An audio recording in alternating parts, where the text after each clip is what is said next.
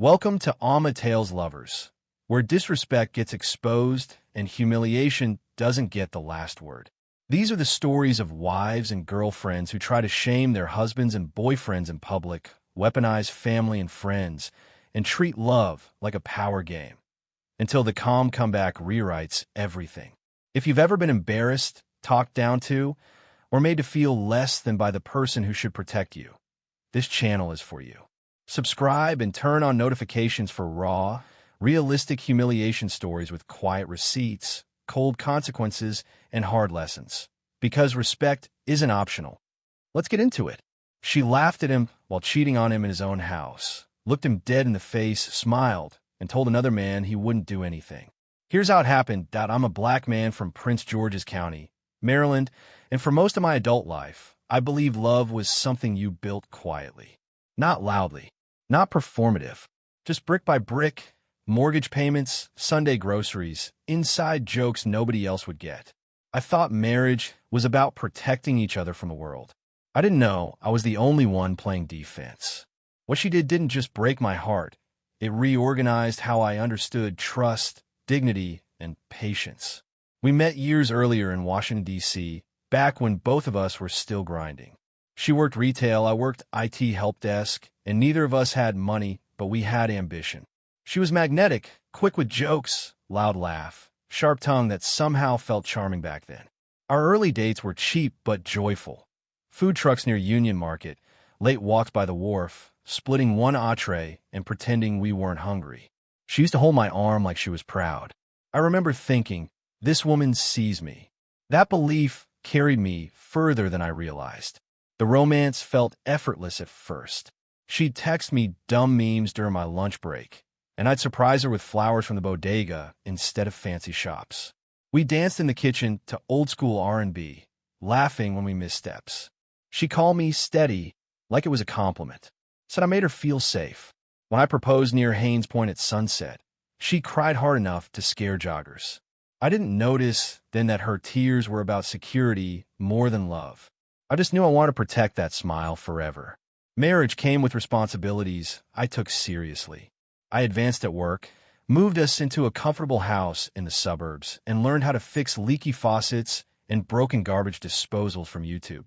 She joked that I was too reliable, but I thought she meant dependable. I paid most of the bills without complaint.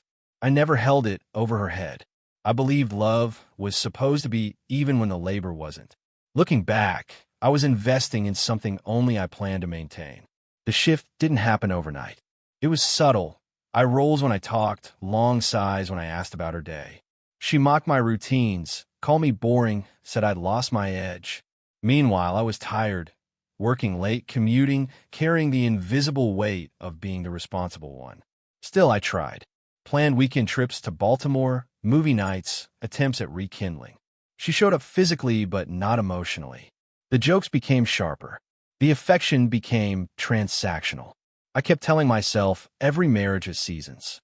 What hurt most was how comfortable she became disrespecting me in small ways, laughing at my opinions around friends, interrupting me mid-sentence, telling stories where I was the punchline. People would laugh awkwardly, and I'd smile to keep the peace. At home, when I brought it up, she accused me of being sensitive, said real men could take a joke. I didn't realize she was practicing cruelty, testing how much humiliation I'd tolerate without pushing back. The funny thing is we still had moments. There were evenings when she'd lean against me on the couch, scrolling through her phone, feet in my lap.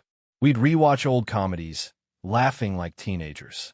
Once during a power outage, we lit candles and played card games, flirting like we used to. Those moments kept me hopeful. They were breadcrumbs. I didn't know then that inconsistency can feel like romance if you're starving for it.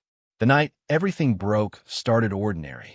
I left work early because something felt off, tight chest, restless energy.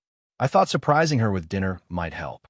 I stopped in Alexandria for takeout and drove home, rehearsing how I'd make her laugh.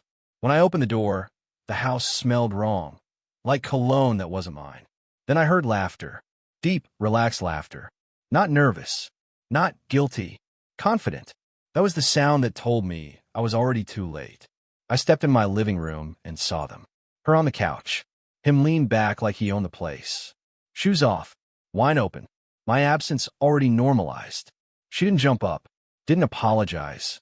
She laughed. Actually laughed and said, "See? I told you he wouldn't do nothing." The man laughed too. In that moment, I wasn't just betrayed. I was minimized. Reduced to a joke they felt safe telling out loud. Something cracked inside me, clean and permanent. I didn't scream. I didn't cry. I stared, nodded once, and walked back out to my car. My hands shook so badly I dropped my keys twice. I sat there breathing like I'd run miles. Any move I made next would define me. So I chose patience. I went back inside calmly, asked one question, and quietly documented everything on my phone. She rolled her eyes, showed no shame, and kept laughing. That lack of remorse told me everything I needed to know. That night, I slept in my car near National Harbor, listening to the water slap against the dock.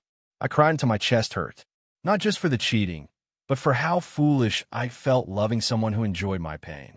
In the morning, I didn't confront her. I didn't explain myself. I went straight to work, then to the bank.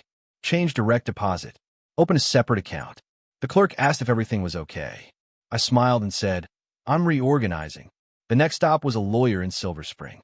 I laid out the facts calmly, like a project plan. Infidelity. Financial records. Ownership documents.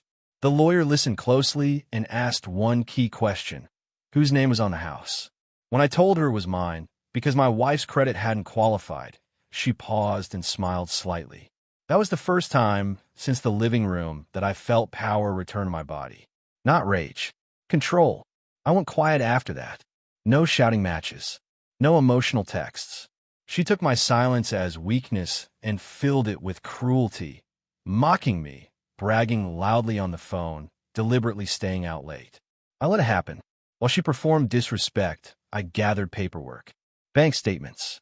Credit reports. That's when I found it. A credit card opened in my name. Charges I didn't authorize. Small amounts at first, then bigger ones. She hadn't just betrayed me emotionally. She'd been stealing. There were moments I almost broke. Nights I missed the idea of her. The early years, the laughter, the kitchen dancing. Once I came back to the house while she was gone and found an old photo of us at the wharf smiling like kids. I laughed and cried at the same time. Grief is strange like that. It can feel romantic even when it's rotting. But every time doubt crept in, I remembered her smirk. That laugh. And I kept moving. I still found humor where I could. I joked with coworkers, lifted weights at the gym, and discovered how therapeutic pushing iron can be. I flirted harmlessly with the barista who remembered my order, not to date, just to remind myself I still existed. On weekends, I explored DC alone, rediscovering parts of myself she'd shrunk. There's a quiet romance in reclaiming your own life, learning to enjoy silence without being lonely. The legal process moved efficiently. Fraud reports filed. Divorce papers drafted. An emergency order was requested because her financial misconduct was tied to the house. I never celebrated prematurely. I just followed steps. When she finally realized something was happening, she accused me of being sneaky. Said I was trying to ruin her life. Not once did she apologize. Not once did she acknowledge the cheating or the theft. To her, consequences were betrayal. Accountability was the real crime. Karma didn't come with fireworks. It came like a memo. Her job in Tyson's ran a routine background review for a promotion she'd been bragging about. The fraud investigation popped up. HR questions followed. Then unpaid leave. She called me screaming, demanding I fix it. I listened calmly. Said nothing about forgiveness. Nothing about revenge. Just told her I hadn't done anything except tell the truth when asked. Silence on the other end felt better than any insult I could have thrown. Around the same time, the man from my couch vanished. No explanation. No loyalty. Just gone. Funny how courage evaporates when consequences arrive. She spiraled. Rage, blame, threats. Still no remorse. Meanwhile, the court granted the order. She had to leave the house. Watching her pack felt surreal. Not triumphant. Just final. The door closed behind her, and the house went quiet in a way that felt clean, not empty. Life settled into a new rhythm. I cooked for myself, experimented with recipes, laughed at my own disasters. Burnt chicken over salted pasta. I played music too loud, sang badly, danced in the kitchen again, this time alone and unjudged. Friends came over, surprised at how calm I was. They expected bitterness. Instead, I had clarity. Peace doesn't arrive loudly. It sneaks in when the chaos leaves. She moved into a cramped apartment in Landover under a cousin's name because her credit was wrecked. I didn't gloat. I didn't check on her. Her calls slowed, then stopped. I focused inward.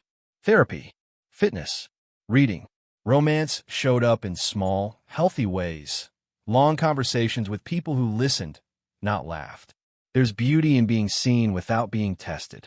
Months later, divorce finalized. Clean, clinical, no dramatic courtroom scenes, just signatures. I sat in my car afterward, breathing deeply, feeling lighter than I had in years. I realized my real comeback wasn't survival, it was self-respect. I didn't need her to understand. I didn't need an apology. Closure isn't something someone gives you. It's something you build when you stop waiting. The funny thing is, I occasionally caught myself smiling at memories without pain attached. The good times had become chapters, not anchors. They didn't define me anymore. That's growth. Love doesn't have to end in hatred to end in strength. I upgraded nothing externally. Same house, same job, same neighborhood. The success was internal. I slept through the night, ate well, laughed easily. I wasn't healed overnight, but I was moving forward intentionally. Quiet success hits different. There's no audience, but there's peace. Sometimes people ask how I stayed so calm. I tell them anger is loud, but strategy is steady. I didn't win by destroying her. I won by refusing to destroy myself. There's romance in that restraint. Choosing dignity when humiliation invites chaos. I learned that love without respect is just endurance. And endurance alone isn't noble. It's expensive. I had paid enough. Looking back, her cruelty taught me boundaries I should have set earlier. His laughter taught me who never deserved my vulnerability. Both were painful lessons, but effective ones. Karma wasn't magic. It was timing, truth, and patience. No speeches, no public humiliation, just consequences meeting behavior. The moral isn't that cheaters always lose. It's that silence paired with strategy is powerful. You don't need to explode to escape burning situations. I don't hate her. Hate requires energy I now spend on joy. Indifference is lighter. If there's one lesson I carry forward, it's this.